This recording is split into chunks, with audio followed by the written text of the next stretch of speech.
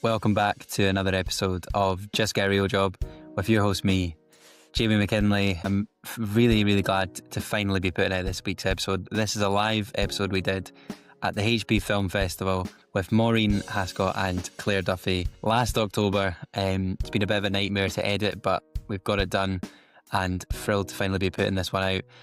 Maureen and Claire are both big figures in the Scottish screen industry. Maureen has done some great work and runs the Scottish Screenwriters Festival. Claire is the founder of the Glasgow Telly Festival, and they both particularly do quite a lot of work in the grassroots of the industry, and it's really interesting how that's now interacting with the mainstream industry as well, and it's a very interesting time in the screen industry. So this week's episode's a really interesting one. It was great to sit down with them last year and chat to them both in front of a lovely live audience. So there's some audience Q&A at the end of this week's episode as well, which is always really nice to do on the show. I've got quite a few people to thank for this one as well. Firstly, a massive thank you to the team at the Iris, including Abby and Connor, who helped record and film this episode on the day. Also a massive shout out to Connor Meacham, who helped support the edit of this episode, did some sound mixing and basically made this one possible. It was way beyond my own capabilities. And lastly, a massive shout out to the HP Film Festival for having us back as always. And we'll hope to be back again this year for another live show. Without much further ado, this episode 187 of Just Get a Real Job. Please subscribe wherever you are listening or watching. We've got some great conversations lined up over February and March, so you don't want to miss that. But here we go, episode 187. Enjoy. Good morning, Paisley. Thank you everyone for coming out on a Sunday morning. I appreciate it. I didn't think I was going to make it to this one. It was a bit late, so it's great to be here. I'm thrilled to be joined today by Claire and Maureen, who have both played a big part in the sort of grassroots of Scotland and the screen industry here. You both sort of launched so many of your own events, especially this year. Both been very busy, so it's a pleasure to have you on Just Get a Real Job. How are you both? Thank you. Good. Tired. Can feel you on that.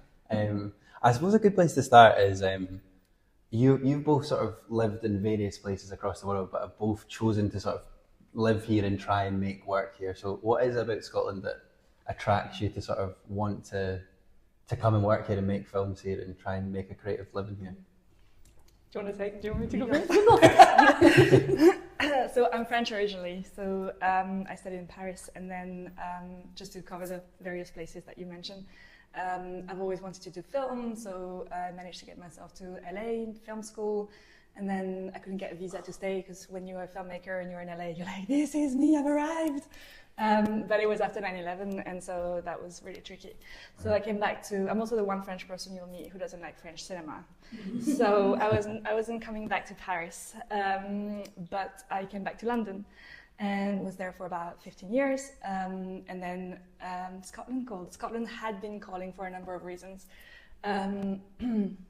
But at some point it just became too loud to ignore. Honestly, the pull was Outlander. I wanted to work on Outlander.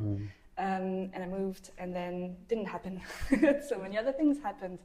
And I think Scotland right now is an amazing place to innovate and to, like, there are so many opportunities for the entrepreneurial spirit amongst the creatives. And this is where I hand you the mic.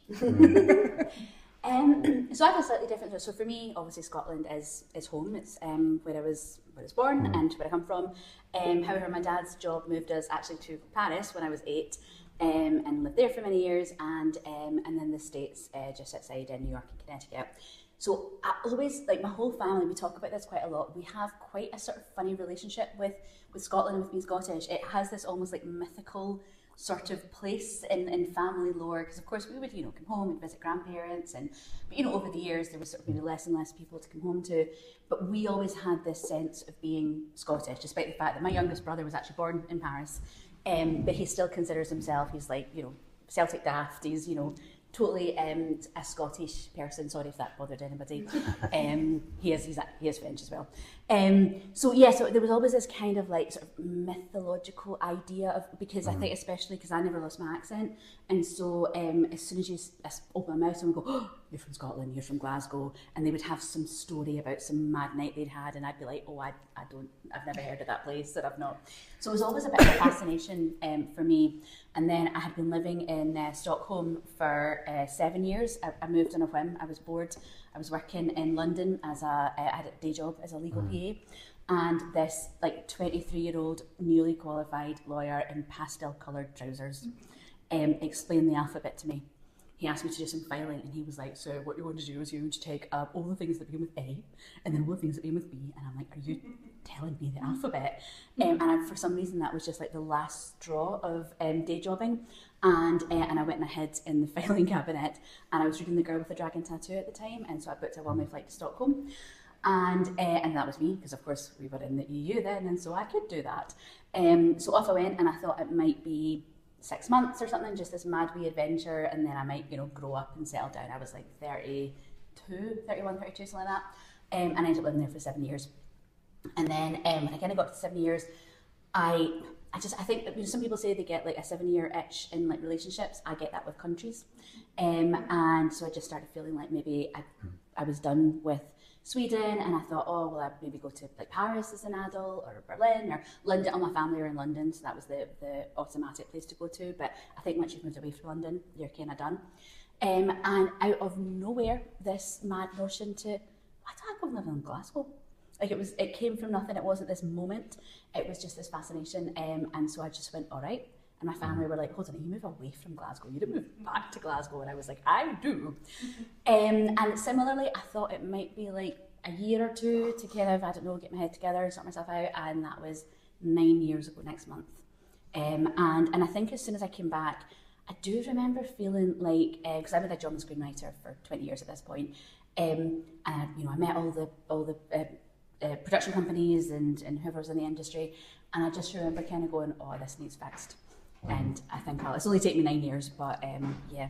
So it was a kind of a combination of a fascination with Scotland, and then a sense that there's so much untapped potential in the Scottish industry, and with the self-esteem for which I'm known, I thought I can do this, I can fix it. So here we are. Yeah, and of course we had you on the podcast earlier this year, Claire, before the Glasgow Telly Festival. So I'm interested to talk to you about how that went, your findings stuff. Maureen, of course, it's your first time on Just Get a Real Job. We're sort of a careers podcast all about, helping people navigate the creative industry. So intrigued to sort of talk to you about your experience in that. But just for the listeners maybe watching after the live show, people that are in the audience today, can you also tell us like what your sort of job is in the creative industry? You do lots of things. You're quite varied. I love that. Even I was just talking to my sister. My brother-in-law doesn't know what I'm doing, what I do. My parents don't know what I do for I know, but it's so hard to explain. What do I do? So I set up a couple of initiatives. I run the Scottish Screenwriters Festival, which we just had a few weeks ago for the second time. And then I run a bi-monthly event called the Scottish Producers Circle. Where the Screenwriters Festival aims to be very inclusive, and basically we're casting a wide net. Like, we really want to support anyone who wants to show up for themselves. The Producers Circle is also an acknowledgement that we need, I think in Scotland, more business, like it's an industry. You need some business savvy, and producers, who are the ones who usually initiate and then carry the project through, needs to be supported in a business point of view. So it's aiming at getting us together and talk through issues that are coming up, like do you need legal help, do you need a production accountant, do you need, and sort of how do you set up for EIS, which is Entrepreneur Investment Scheme, like things like that. That's equipping you for the business in the show business. Yeah, I think what's interesting about both of you is you've had to sort of go and find those entrepreneurial, even, that's the word I'm looking for, and business skills, and like from a grassroots point of view to actually make these events that you organise happen. So we'll definitely come on to that as we go on today, because I think that is interesting. There'll probably be a lot of people that are creative that go, I can't do that, like business side of it, because it is, unfortunately, it is a necessity if you want to make a company or start something from scratch. But I wanted to also ask you, is it true that you moved to Cumbernauld because you loved Gregory's Girl? Somebody reads the Daily Record. No, it's not true. But at the time, they were like, what is true is that I moved for Outlander. And then when that didn't happen, I was like, but wait, Cumbernauld has this tradition with filmmaking, and nowhere is it celebrated. Like, I have a whole thing with Cumbernauld. It's very down on its luck. I think it's going through a massive reinvention. The next 15 years are going to be really interesting, and I'm convinced it's going to be Nollywood. Like, I think we're all going to end up living around there. And I hope so. But what happened was I started. So I think a year or two after I moved to Cumbernauld, it was the 40th anniversary of Gregory's Girl, and I was trying to get through to, and now I'm forgetting the name, Claire Grogan. Anyone who was involved managed to get an interview with Claire Grogan that we recorded. So I was making a bit of noise about wanting to celebrate Gregory's Girl in Cumbernauld. And so the Daily Record came in saying, we really need a happy story, so we're going to say that you moved to Cumbernauld for Gregory's Girl. I'm like, do you know that this film is not really aging really well, that I'm a raging feminist? And I mean, let's talk about that story for a minute. However, it was serving my purpose in enhancing Cumbernauld, celebrating what it does. And so, although it's not factually true, I was happy to put some weight behind it. Oh, we cleared up now. Daily Record. Yeah, thanks. Yeah, 5 years later. Exactly. Yeah, do my research. Yes.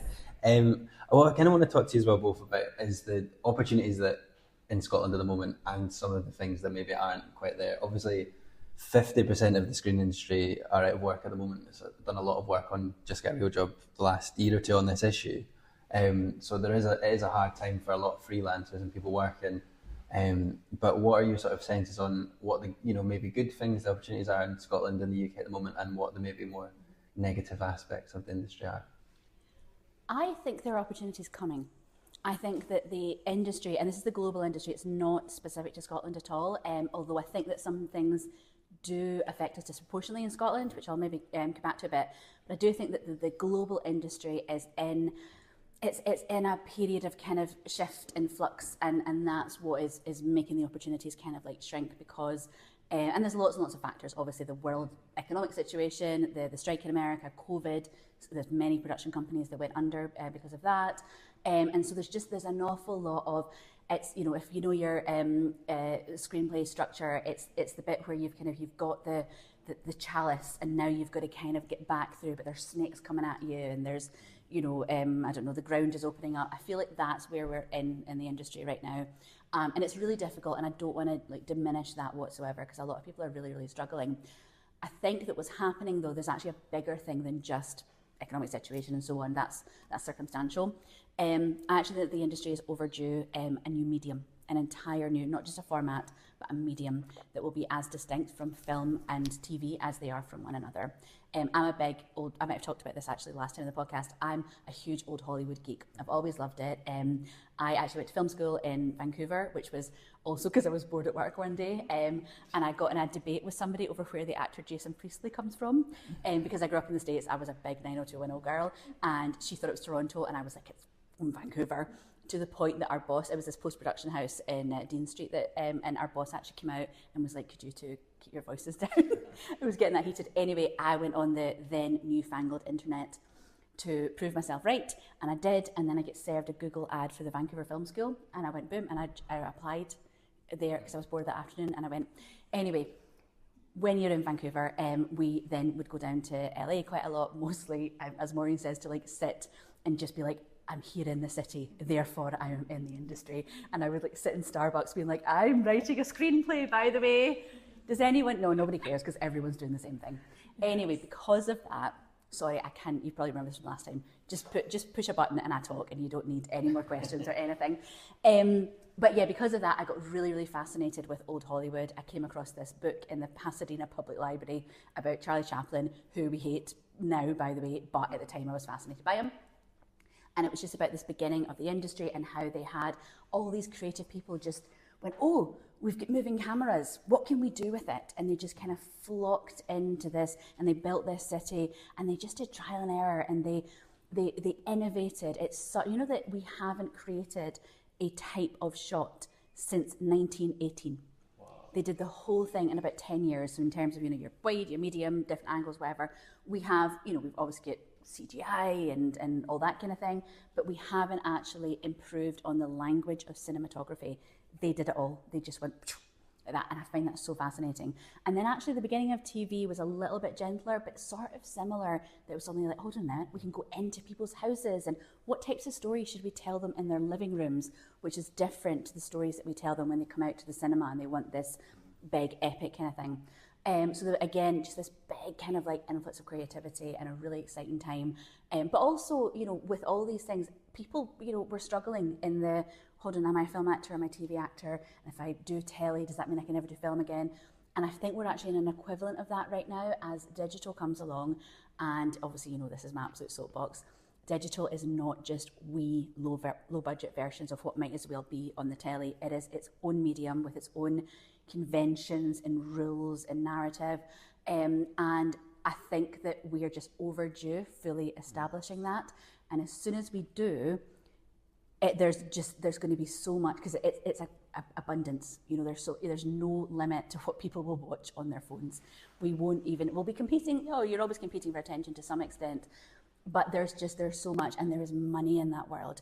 We haven't connected all the dots to kind of get the money to us quite yet, so it is still an ongoing process. But that's where I think there's huge space for optimism and excitement. And I also think that Scotland is where it should be born. You know, we're famous for innovation, and we're storytellers. We can, if anyone's, you know, been at a bus stop in Glasgow, you know that we can tell long-running, I mean, just listen to me, you know, you can tell long-running stories. So there's a massive space for opportunity and optimism. It's coming. We're not quite there yet, but the more we get all on board with it. So just for people listening that maybe don't understand what you mean by digital, you're sort of talking about things that you can shoot on your phone. Yes. In portrait, like, or it doesn't need to be in portrait. Doesn't but need like, to be in portrait at all, but yeah. Sit on an app, maybe like TikTok or Instagram Reels, which is sort of kicked off. Like, is it in South Korea? Like, there's been in China and stuff. There's quite a big market. It has started there. They have, I think, definitely moved on where we're at. I don't think they've fully cracked it just yet, because they're still doing the kind of shot reverse shot as though it's, you know, it's an objective view. I think that the real excitement of digital and what people love, because it's not just about shooting on a phone, it's about consuming on a phone. And there's a real intimacy to that, because you're there with the character. You know, there's people who follow these creators, and you know, you've watched them since they were teenagers, and now they've got partners and kids, and that's a soap. That's, you know, you follow them, and there's that kind of intimacy that you're hearing from them, and you're hearing directly from them in a way that you don't normally in screen. Normally screen characters, there's that fourth wall.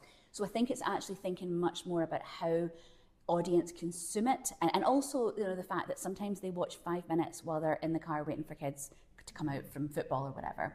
It's about that, or, you know, and they'll watch 5 minutes throughout the day rather than sit down. So they will actually watch an hour. They'll watch the same episode they might do when they sit down in the evening, but in bits and pieces. So you just have to think about that narratively.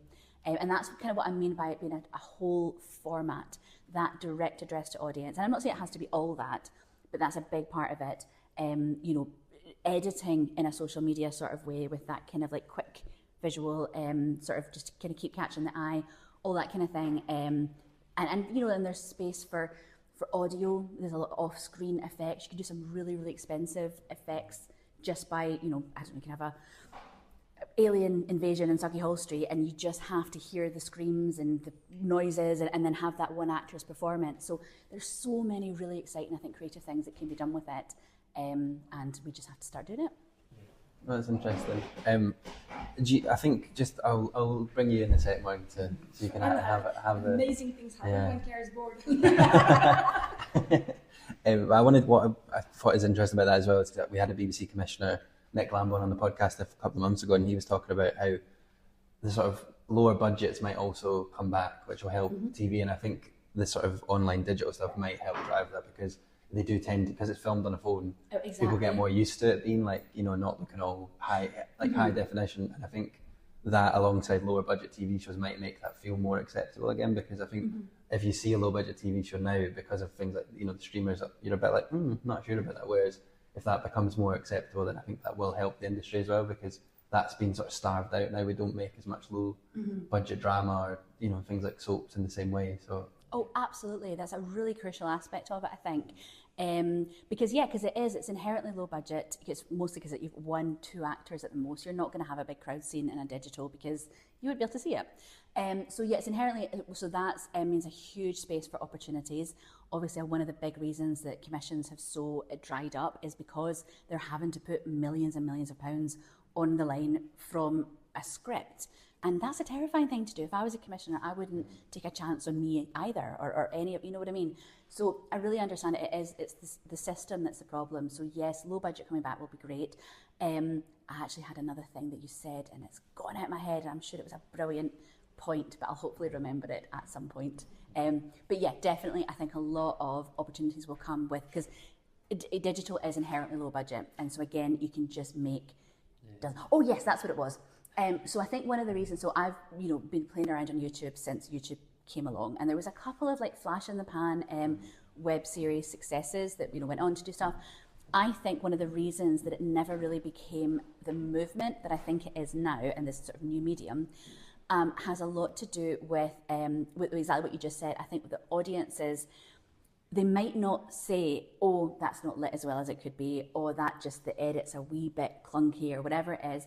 But if they come across it and they see something that just has that wee whiff of amateur, they won't even think about it, they'll just flick on.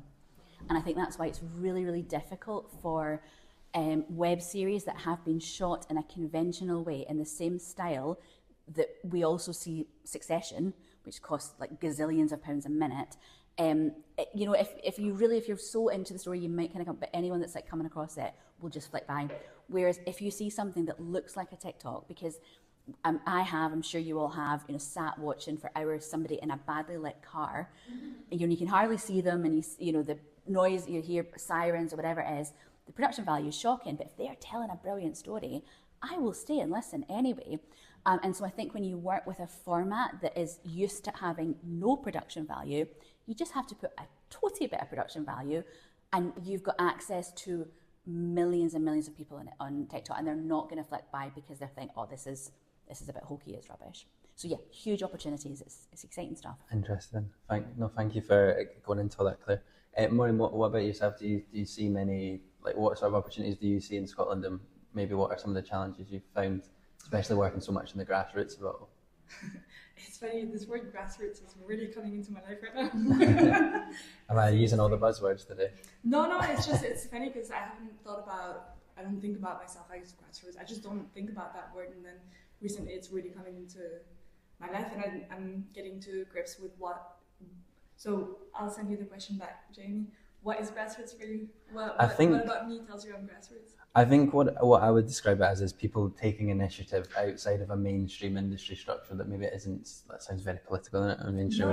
But yeah, that's kind of how I would define it. Whereas I think at the moment that there's a frustration within the TV and film industry that maybe like the mainstream industry isn't acknowledging that there's a crisis, that there's a lack of work or opportunity. Yeah. So it's people making their own opportunities outside the usual structures is how I'd sort of define that. Well, I love that. Thank you. That's exactly right. I think, as Claire mentioned, the systems are collapsing all around, and I think it's just a question of time. And I think this is where Scotland could be really, really empowered and interesting, is because it doesn't feel like Scotland completely ever benefited from the traditional systems. Like there was always, when you think commissioners, you think BBC Scotland. STV very little money, but and that means that actually STV right now are driving a lot of are championing the independent talent, which is interesting because I think they again are looking outside the traditional system and are hiring people who look at alternative pathways that will end up driving innovation, that will end up driving different expressions. And so, for example, within STV, the acquisition team are really looking at harnessing the digital pathways. Yeah, how you can really putting stuff on the player and things like that, like independent films. Yeah, and also looking at how do you use the marketing aspect of that? Like how do you engage with TikTok? How do you engage with YouTube? Like YouTube, I think still has. I think in one of the latest industry events, it was said that YouTube has overtaken or is close to overtaking the BBC. Right. Yeah. So overtaking the BBC. Right. So I mean, that's a massive opportunity.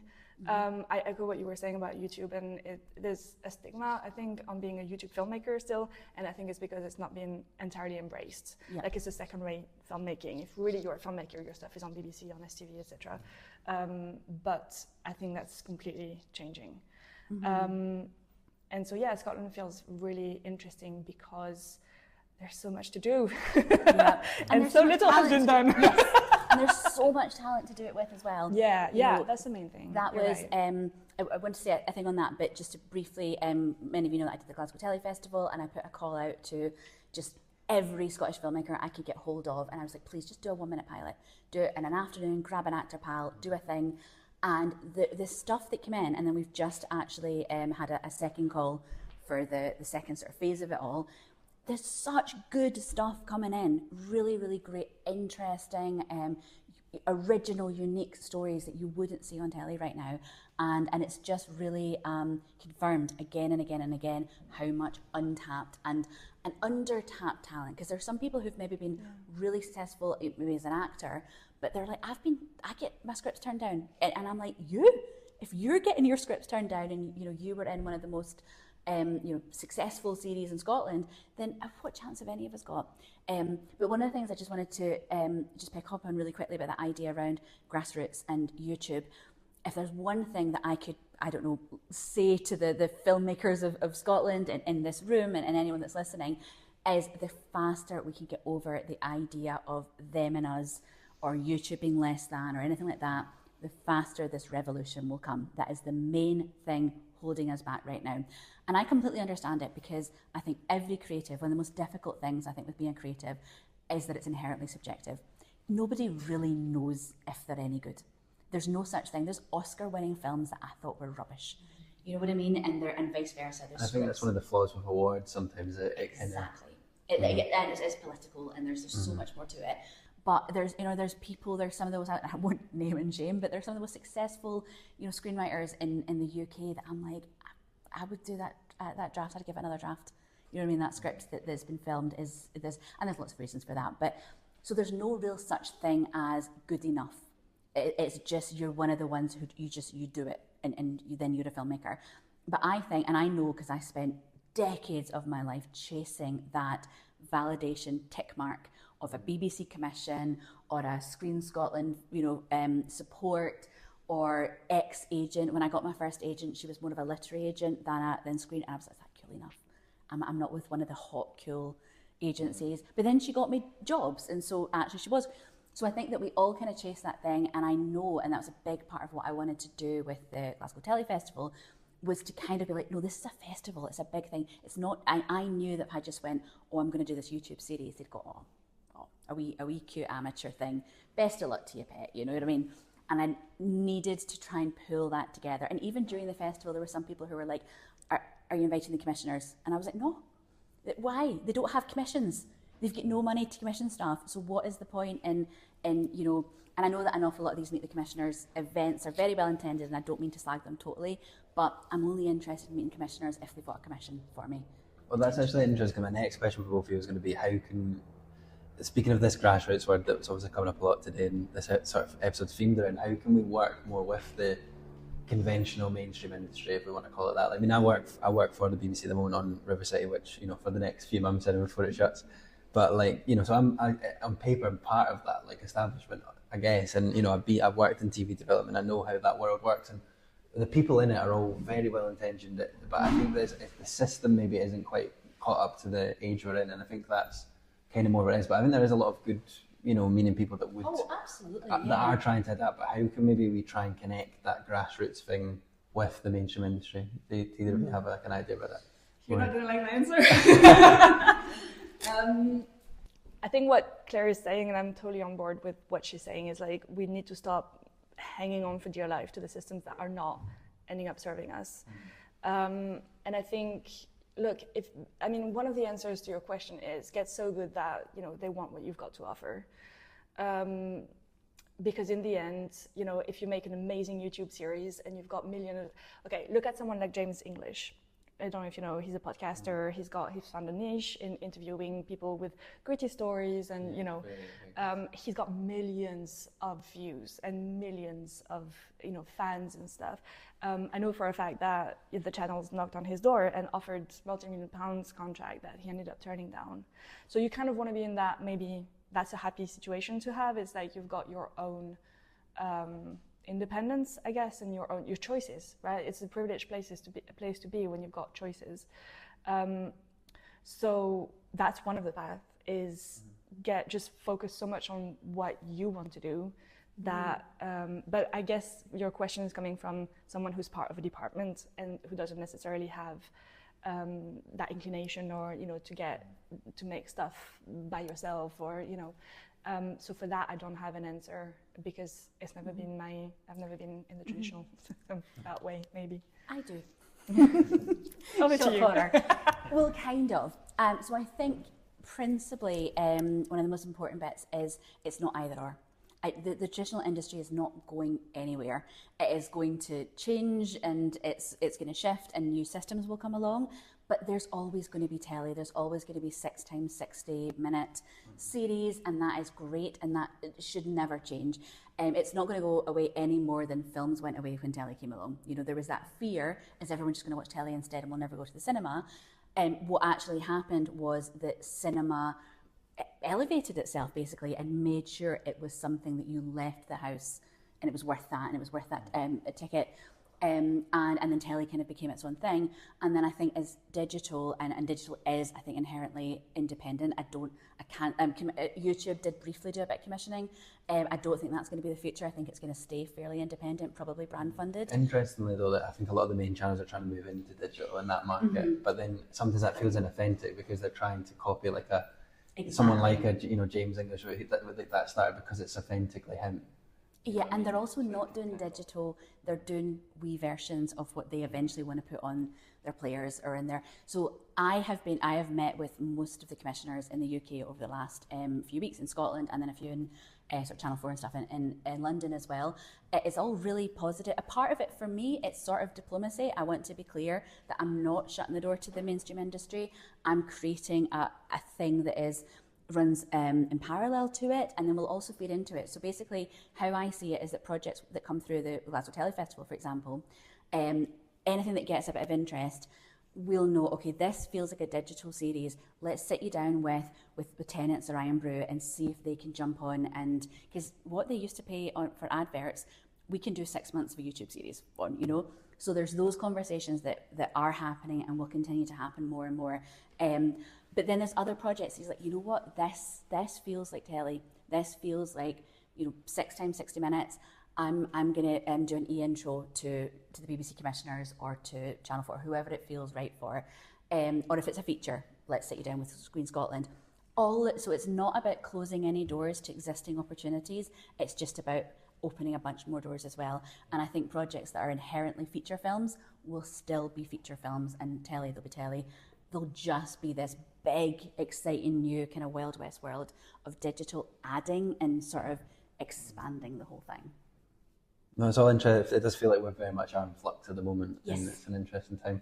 We're in fact, not least because I have, I've had these meetings with the commissioners, and they've ended up kind of saying to me, so what is a digital series? And I'm like, you've got a brief out to commission a digital series, and you're asking me how it should work.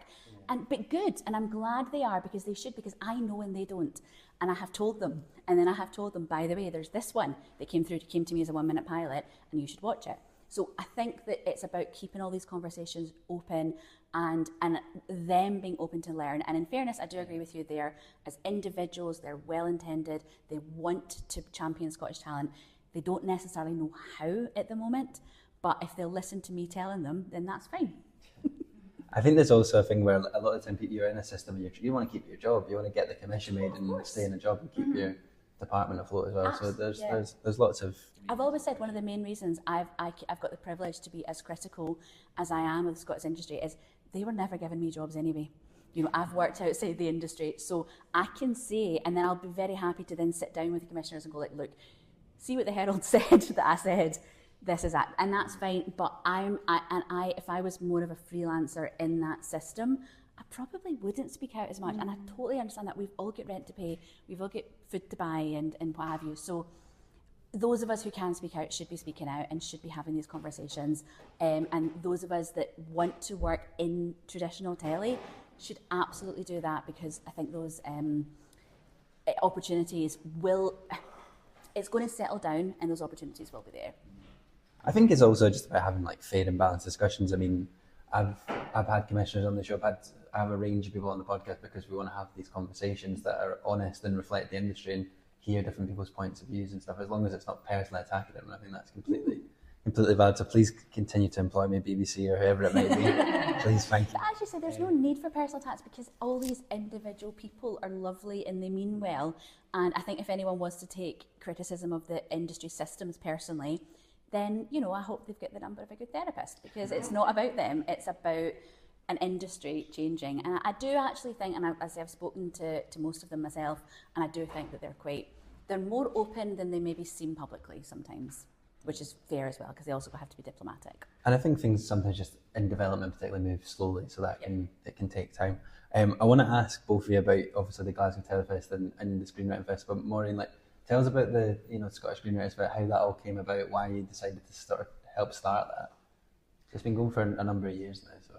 Yeah, I mean, 2 years we've had, and I mean, yeah. So how it came about, or there are two kind of answers to that. The first one is I set up a film studio 3 years ago that, coming back to that business aspect of things, I thought I was the creative and I could outsource basically the business, and I could go and make that happen. And then I set up a team, or the team kind of set itself up. Anyway, it was a catastrophic experience for me. That was very painful, that was very legal, that I felt like I learned all the lessons within about 18 months, very traumatically, basically.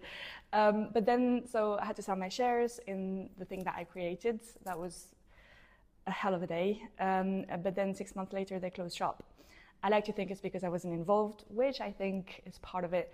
But let's not kid ourselves, it was also the writer's strike, so it didn't help. But other studios survived the writer's strike. And anyway, so that basically let me out of a 24 months non-compete a year early. And I was like, what am I going to do? So do I put all of my energy setting up another studio?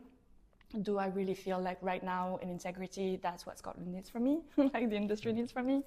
And at the time it wasn't. I just felt also the sustainable, I think this is the word that we need to define for ourselves in the industry. What does a sustainable career path or look like? And so for me, it was whatever happened within the studio that I set up could not have happened if I effectively put people first, like the industry, the grassroots, instead of the brick and mortar. I had a very definite idea that if I build it, they will come. So build the brick and mortar, just show it on the map, and people will come. And then I was like, well, actually, if I build the community first and build the opportunities for the community, then we can think about moving somewhere physical. And so, long story short, when that happened, at the same time, I'd been working when I was in London with the London Screenwriters Festival, and Chris is a dear friend and mentor, and we'd been talking about working closer together, and I'm like, I'm not going back to London, because once you leave London, I don't think you go back. But I was like, well, I could do the Scottish Screenwriters Festival, and that's because what Chris does amazingly is that inclusive space, that elevated, kind of inspiring space that as creative, I think we need. So yeah, I ran the Scottish Screenwriters Festival last year in April, and the idea was really, one of my strengths is I can build a room in a way. I don't know what the outcome is going to be, but I know something good, if you show it for yourself, will happen. So it did. Anton O'Donnell was the first delegate to put his hand up, and long story short, he sold his project to the STV player. And that transformed his life, and he was dominating leading the viewership basically, I think for 4 months on the player, which for a Scottish indie is unheard of. So yeah, and now he's working on, traditional commissioning and all of that. So now he's got a lot more choices and a lot more options. So that's what the Screenwriters Festival is for, is basically giving you more options and choices. And help you meet people that will hopefully take you there along the way. Yeah. What was has been your biggest takeaway from running the festival for 2 years? Like, what's the biggest lesson you maybe learned from doing it? This year has been an interesting year. We learn with everything, and running it a second time actually really anchored a couple of things, and I'm glad I did it. The biggest takeaway, I think, is integrity. I think in creativity, you only really answer for yourself, and so sometimes you give yourself a lot of permissions that actually is coming back to that business aspect of things, right? Like the creativity is the free-flowing kind of inspiration, etc., but you don't exist in a vacuum. You exist within, you live or die on relationships, basically, in this industry. You live or die, I think, in integrity. There are markers that kind of help you go forward, and I think my biggest takeaway is that we need each other, really, and that we need each other to keep ourselves accountable. We need each other to go forward, and this is where I go back to you, is like there's no them and us. It's, we all, at some point in our career, will need that BBC commissioner. We'll need, that director, that producer, that actor. So, yeah. And that ties into that thing about sustainability. That's how you have a sustainable industry. Ideally, everyone works together well, and you know where everyone is, and you can access everyone and help out. Oh, yeah. What were you going to say? I was just going to, I agree. I think that community, and flowing both ways as well. One of the biggest things I discovered doing the Glasgow Telly Festival is, so I had just had this idea that I was going to just reach out, and I wasn't going to, anyone that said no to me, that was fine, but I wasn't going to go, oh, they're too big, I won't get in touch with them. And so the long and short of it was, I was having like email conversations with like Ewan McGregor's agent, who was lovely, and Billy Boyd's agent, and I once actually did a voice note to this woman in LA, at which I did the immortal bye. I was so tired, and I'd sent like 10 voice notes in a row, and I just went, right, and it was somebody that couldn't make it after all. I can't remember exactly the situation, but yeah, so it was completely absurd and ridiculous. And the whole point of that was that I discovered so many people that even I, who thinks a lot about how there's no them and us and there's no such thing as being in the industry, I know people I say who've got BAFTAs that still feel like they don't get work and so on, even I was surprised by the people who went, yeah, we need the Glasgow Telly Festival, we need this Grassroots, so I think that... Like Brian Cox and... Yeah. Oh, he was fabulous. He was so, and also, so his agent was brilliant. She said right away, yeah, he'll be happy to support. And then she said, could you write a little, like a thing of the kind of thing you want him to say? So I just dashed something off in 2 minutes, not expecting him to read it word for word. I thought he would take some inspiration, but now I can technically say I have written for Brian Cox. So yeah, he was incredible. All the Still Game guys, I had half the cast of Taggart in 1 minute pilots at one point. And they were all so generous and so open and wanting to be a part of it. And so, yeah, I really learned the lesson. There is absolutely no them and us whatsoever. There's some people you might recognise their faces and not, and that's it. No, that's an interesting. Well, someone else I want to ask you about is your sort of mission to save the Dumbarton Studios. Obviously, I can relate to that because that's where I work at the moment. I know firsthand how good a space it is, how important it is to have something like that in Scotland. So how is that going? I know you've also had Brian Cox and some quite big names like Sam Heughan and stuff back your case. So I don't want to end up on the Daily Record again. So it's going really well. And I can't say much more apart from the fact that we do absolutely need that space. And the more that I dig in it and just dig my heels as well, I realized just the potential of that space. It's actually it symbolizes where the industry, I think, is at, where something is leaving and there's a massive opportunity to, first of all, not just lose it, but actually celebrate it and what it brought, and then also transform it into what can serve the next generation, and I include myself in you. Yeah. But like the next iteration of what's coming through, and I think that's beautiful. So but it's also very interesting that it falls onto someone like me to do this. But I think again, it's not. Nothing is by coincidence, and I think it's very interesting. And it also shows that I moved to Scotland almost 7 years ago with zero contacts. I didn't know a soul in Scotland. So anything's possible. Like it feels like, with the right drive and paying attention to what's happening in Scotland, spotting the opportunities and what you can actually bring something, because we can always bring something to a situation. I think it's a beautiful thing, actually. It's so gorgeous. I mean, because I was sort of the same. I moved to Scotland 9 years ago, but I was an author at the time, and that had kind of taken off, and so I've not had anything to do really with other than having a sort of meetings, and I sort of always had maybe the odd option here and there, but nothing in Scotland. So I knew nobody.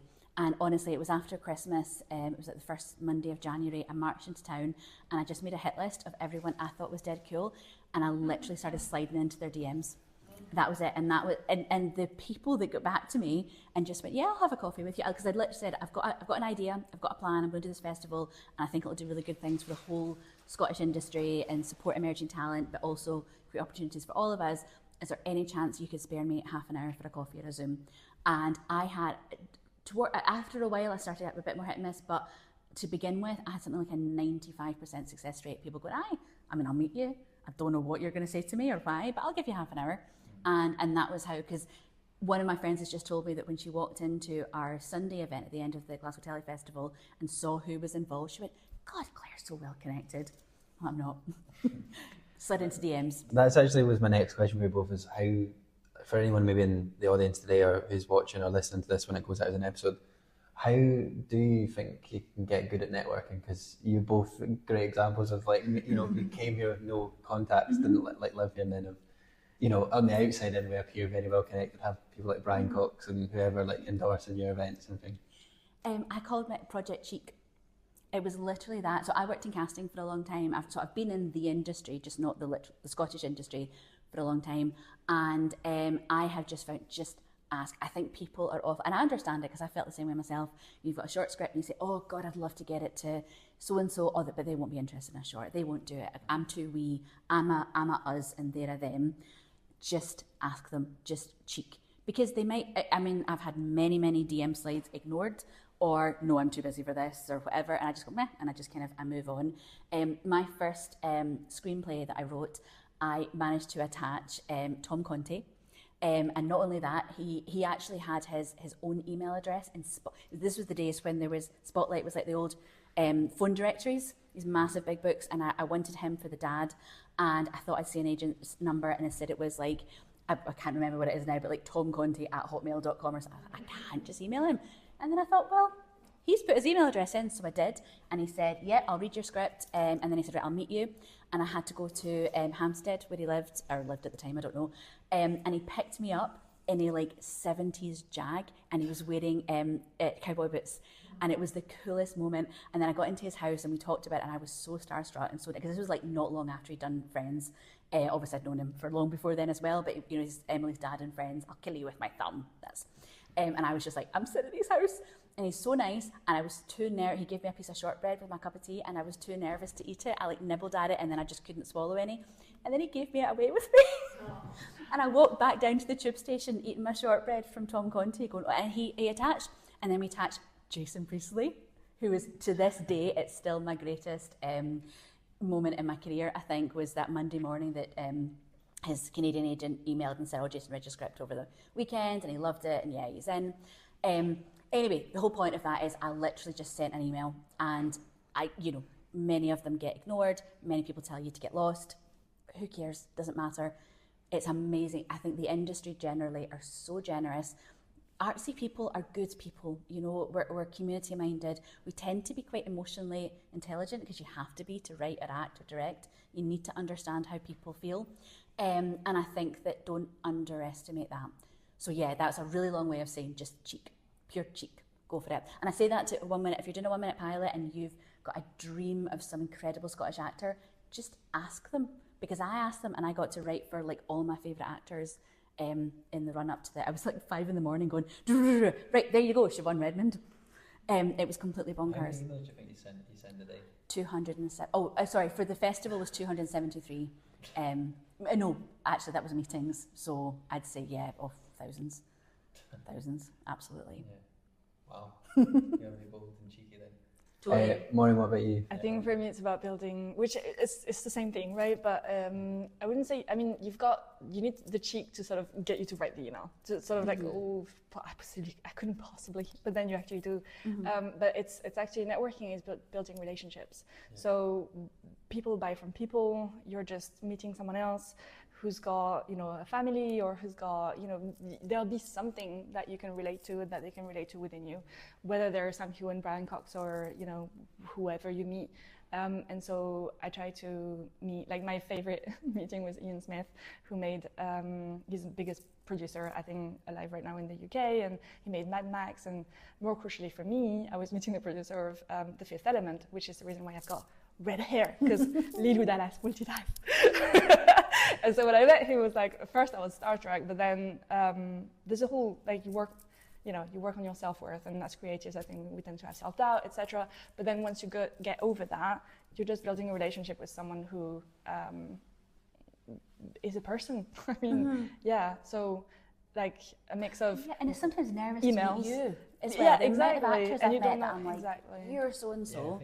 I think because of the way this industry operates on a successocracy as well, like we think people that are an exec producer are quite a big star, like don't have things like imposter syndrome, or as you say, people have won BAFTAs and they feel like they haven't made it. Because on making it's also an illusion. Like, when do you make it? Because you make a hit film, it's great, but then you're like, what do I do next? Everyone has that, whether you're at the start of your career or in the middle of it. I've got a good pal that's got a Golden Globe, and I think he's got an Emmy as well, and he sometimes goes a couple of years without working, or he has a flop and he panics.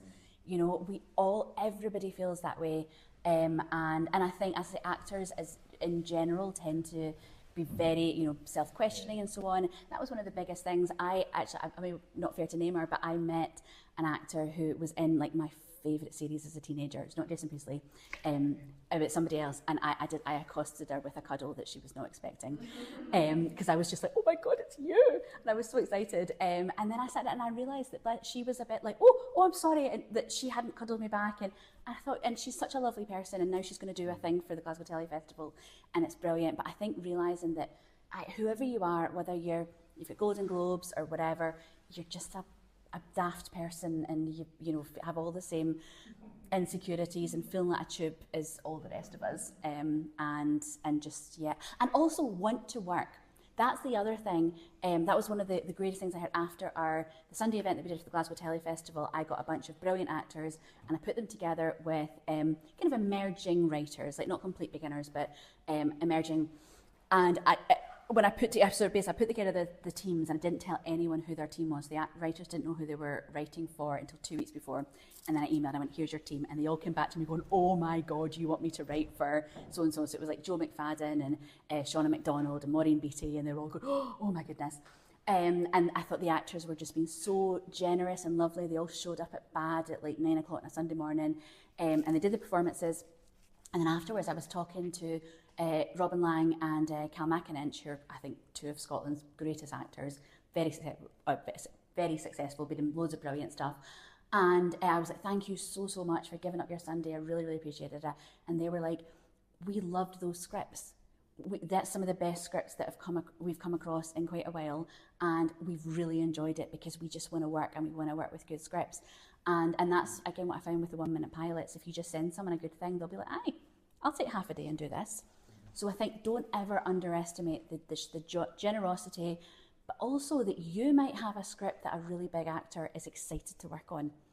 You might be rubbish, I don't know, but there's only one way to find out. So yeah, cheek. I could have just said all of that in that one word, cheek, to be honest, but... So you've got about 9 minutes left. I want to leave some time for questions from the audience as well.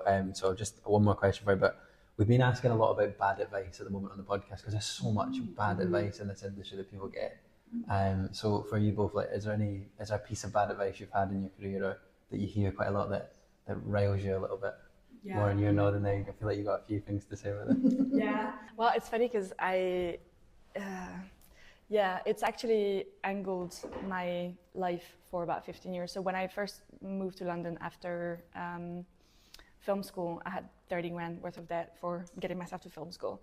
And one of my dad's friends had been the guarantor for my loan, and he's someone who had a lot of money in our life and everything.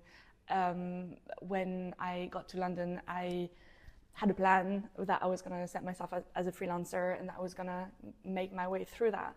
And I had a chat with him, and he said, "Oh, you will never make money being a freelancer."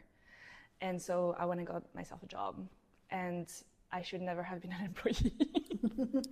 I mean, I'm saying that it's not true. Like, being an employee taught me a lot of things, and brought me a stability that, you know, I needed maybe at that time, etc. Like, I don't believe in accidents, but I will never say to someone, like, do not be a freelancer. It's like, whatever you have in your heart and your gut, you follow and you hang on for dear life.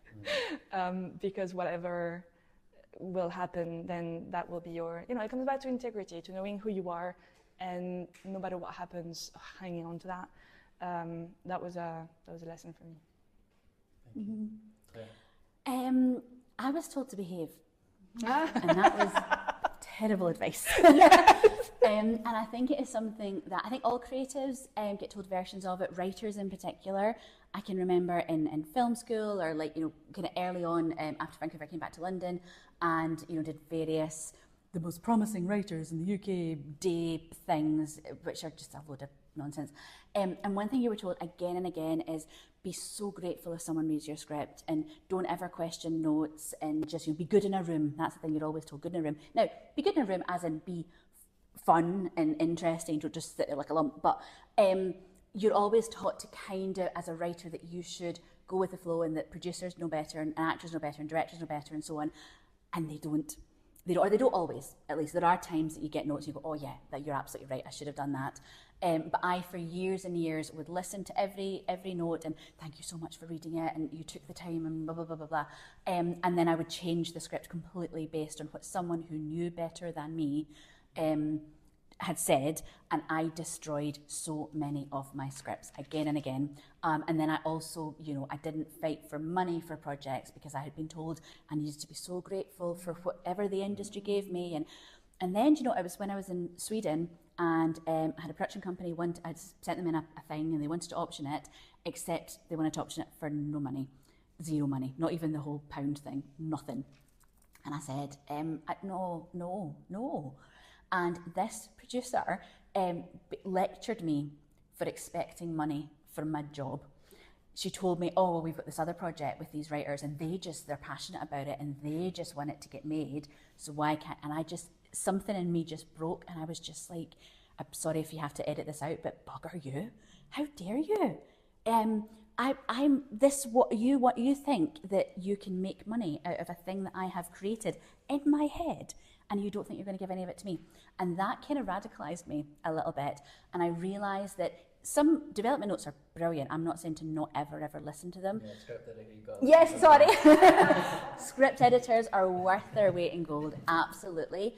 But it's just somebody's opinion as well, and you made up the thing in your head, and that has value, and that means something. And it is okay to go, do you know what? If you think it could be better, that's fine. But I want it to be this. So that's kind of conflicting two things a little bit, but just generally, I think knowing your worth as a creative, knowing that there can be we all learned it in the strike as well. If writers don't write, there is no industry. There's nothing for any of us to do, and I'm not saying to, you know, strut about and, you know, everybody listen to me or whatever, but know that has a bit of worth, and don't let anyone take the piss. No, I think that's a very good answer. Again, I think it plays into this. There's a big class issue in our industry, and yes, you know, a lot of people are privileged enough that they can work for free on a project. Yeah. And I think that unfortunately does put people that can't in a bad position, and it's also not right. Exactly. That's a big part. And there's also, sorry, I know I'm going over, but just really good, but on that, but I think there's also an element too of, there's a class thing where there's, particularly in the UK, it is seen as a bit of a middle class thing, and manners are seen as really, really important. And yeah, of course they are. I'm saying be nice to everybody and so on. But I think that whole thing of, oh, don't ever make a scene. I learned the hard way to sometimes make a scene. You know, if you need to make a scene, make a scene. I've sued producers before because they expected me to put up with the fact they brought in a male writer in over my head, weren't going to pay me any more money, and thought that I should be grateful for this because I would get to be involved in a produced project. And again, I was like, right, I won't say it again, but, and I got lawyers, and I actually spent more on the lawyers than they had ever paid me for the script, and I don't regret a thing. So yeah, be a wee bit Glasgow with them, I think, sometimes. I think there's a whole podcast about being a woman in the industry right now. Oh, yes. Yeah. We'll be back for that. Yeah. Yeah. As we get into our second hour this morning. Has anyone in the audience got any questions before we wrap up?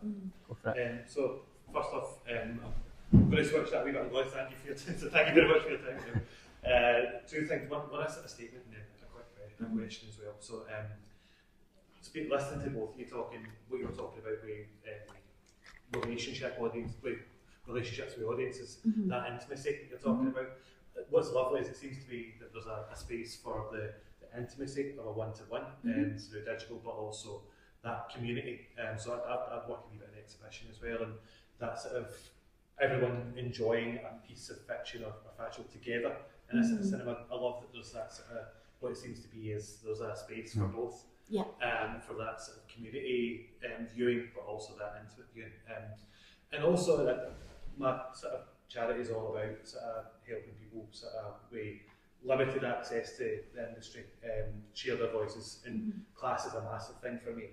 100%. So when we're talking about this idea of where you're coming from, grassroots, what opportunities do you see? Because I find that the industry so far has been quite exclusive to people from working class backgrounds, and it really annoys me.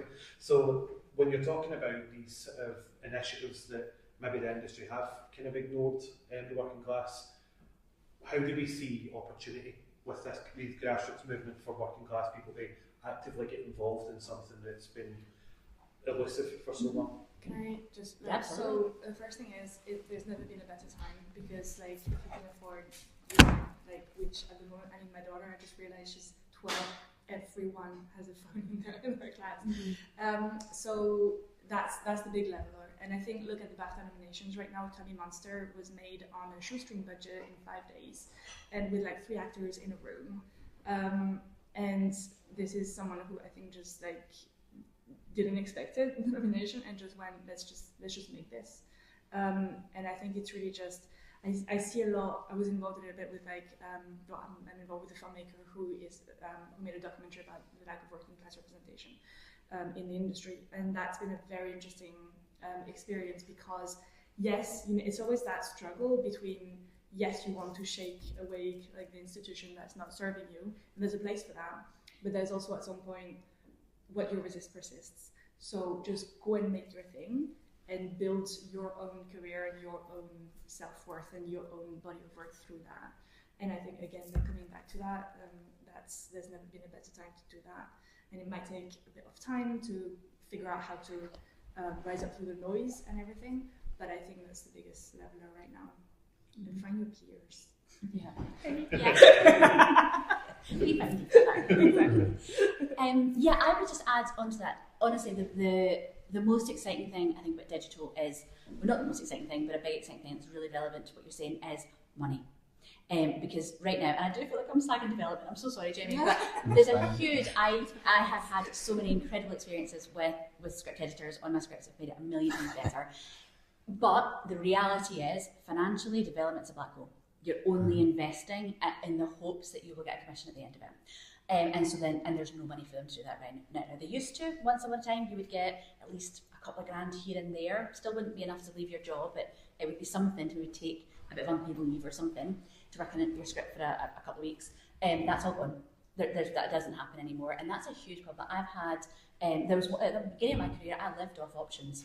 Carefully, didn't buy much, but I lived off options for a good few years, and nobody could do that anymore. The difference with digital and the way that certainly my company will be approaching development is by starting with something like a 1-minute pilot, which costs nothing, and I can give somebody a budget of a few £100 to grab an actor for a couple of hours and do something. When that goes onto YouTube, it has the potential of making money immediately in and of itself, whether the thing becomes Telly or not. Now, again, you're probably not going to leave a day job for just on YouTube money, but it's the beginning of something. Also, that's changing and that's growing. The YouTube revenues, I think, in the next couple of years are going to grow a lot. But I think just that principle of every piece of work, even if part of it you're using as development, like one of the things I want to do is, you can test out storylines rather than sit in a room and go, I think this couple should get together, and someone goes, no, let's keep them more of a slow burn. And nobody really knows, it's just our opinions. Do both versions, chuck them on YouTube, chuck them on TikTok, see how the audience... Now, you don't have to do what they say, you can still go, actually, creatively, I'm going to go with what I thought anyway, but at least you know what the audience actually think. So that's really exciting, but more than that, there are creator funds, there's ad revenue, there's brands that are really excited to get involved, even at the couple of grand level. And I think that's going to be a huge leveler for bringing working class people in, because at least if you can get a fee, a day rate fee here and there, it's a hell of a lot better than we've got now. And I think that will grow as well. Yeah. I think we're almost out of time, but I want to quickly jump in on that as well, because I've done a lot of work on this podcast. One of the reasons I started it is because this industry is very, very exclusive. If you come from a working class background, it's hard to understand it.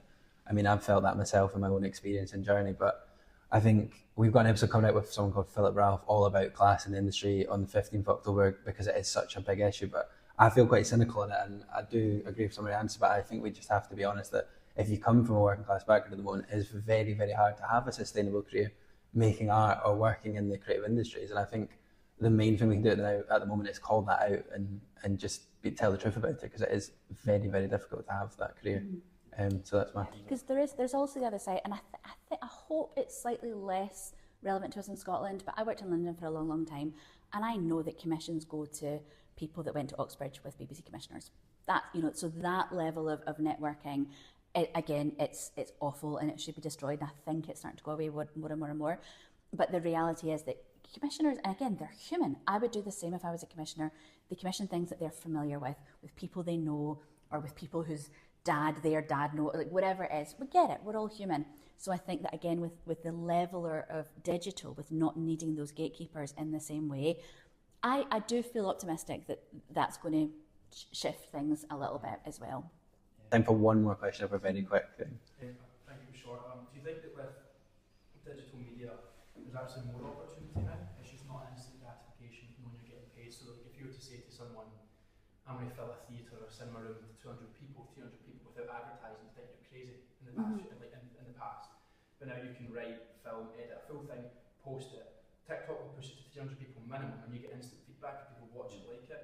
Do you think there's more opportunity in that sense? And the second half of it is, do you think that while we're in this transitionary period, creators will actually have the leverage over studios eventually, because they might be like, well, I've been posting videos, I've got 300,000 followers now, and you want to pay me this or this. Do you think the leverage is changing, but because we're in this transitionary, there is more opportunity, but the rewards for it maybe aren't quite there yet, like the money, the time or whatever? Do you think like it's actually a positive time? You just kind of, it's more on the actors now or the filmmakers they can go. I mean, the fact we can pick up a phone and create in 4K it means that the industry's not as gate-kept as it was. It's just going to take a bit more tenacity to kind of like get in. Exactly. I think that's totally it. I think that I think you're right that the rewards, it's less that they're not immediate, it's more that they're just not totally defined yet.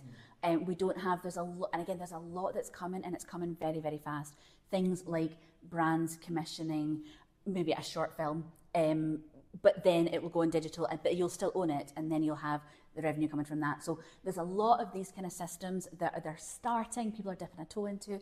I think honestly it's just going to take one project to break through, and then it will all go. So yes, basically that's it. One of the most exciting things, and I discovered this as I was a self-published author that paid my mortgage for years and years and years. And one of the things I discovered is not that there's no competition, but there's no limit to the books people will read. Readers, and that's kind of the same principle with this. And I think we've seen that really, and we've not really touched on it. It's a whole episode in and of itself. But the explosion we've seen with vertical dramas coming out of China, they've exploded so fast partly because there is no limit to the amount of vertical dramas that teenagers will watch. And that's really exciting. So it means that the audiences they're there. There's none of that. If I get turned down by the BBC and Channel 4 and kind of ITV, and that's it. My project's done, maybe Sky. I don't have any other way to go. You can always put it out there, and you can always just find your little tribe. You know what I mean? You may or may not get hundreds of millions of views, but you can make a living on a lot less, and that's really exciting. So yes, I also think that yes, you're absolutely right that the creator, the relationship between creators and industry, it will shift. Again, I think a new norm will come along, and it'll probably a lot of it, because that's kind of what it was again in the very early days of Hollywood. You know, Chaplin had much more power than any actor today. Because he just did his thing and had the audience that loved him, and then the studios almost built around these huge film stars, and I think that's pretty much what's going to end. And it's also already starting to happen. America, as usual, is several years ahead of us. I know they've obviously got other struggles and whatnot, but Hollywood is really starting to embrace vertical and digital creators in a way that we're not yet in the UK, which is again why we've got a window in the UK to define what our future is. So yeah, I think it is a really good time. Yeah. Well, we're a bit over, but thank you everyone very much for coming back. Maureen, thank you as well. I know we discussed lots of things today, some big conversations. If you're watching at home or listening to this podcast, please subscribe as well. And if you enjoyed the show, we have a Buy Me a Coffee donations thing as well. So if you just go in our link tree, you'll be able to find that. Every bit of money we make goes back into the podcast. But thank you, Bob. I know we could have talked about so much more. We covered some big topics, and yeah, definitely. But thank you, everyone. Round of applause for sharing this. Thank you very much. Just get a real job.